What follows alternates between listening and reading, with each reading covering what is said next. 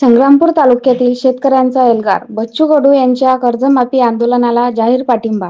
बच्चू कडू यांच्या नेतृत्वाखाली 28 ऑक्टोबर पासून नागपूर येथे सुरू असलेल्या शेतकरी कर्जमाफी आंदोलनाला आता संग्रामपूर तालुक्यातील युवा शेतकऱ्यांनी जाहीर पाठिंबा दिला आहे.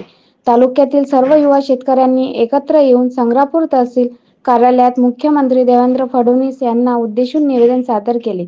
या निवेदनात शेतकऱ्यांनी नमूद केले की 2014 पासून आमच्या शेतमालाला उत्पादन खर्चही निघत नाही. भाव नसल्यामुळे उत्पन्न शून्य येत आहे.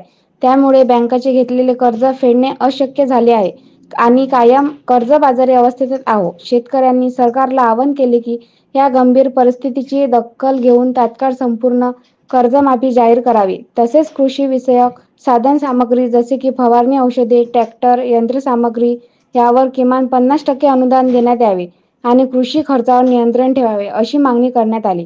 यावेळी गणेश मानखेर, सतीश टाकळकर, राहुल उमाळे, कलदार पाटील, दीपक गवांदे, श्रीकृष्ण दातार, अमोल इंगळे, प्रकाश बोरवाल, वामन बोरसे, समाधान आमदरे, भिकान आनंदी, नारायण बोरवाल, दिगंबर आढाव, नामदेव मानखेर, संतोष लाहूरकर, सुरेश आवारे आदी शेतकरी उपस्थित होते. या आंदोलनाला संग्रामपूर किसान काँग्रेस, भारतीय राष्ट्रीय काँग्रेस, महाविकास आघाडीतील सर्व पदाधिकारी, नेते आणि शेतकरी बांधवांनीही जाहीर पाठिंबा दिला आहे. यावेळी तालुक्यातील असंख्य शेतकरी, पदाधिकारी आणि कार्यकर्ते मोठ्या संख्येने उपस्थित होते. युवा क्रांती न्यूजसाठी आकाश बोरसे, संग्रामपूर.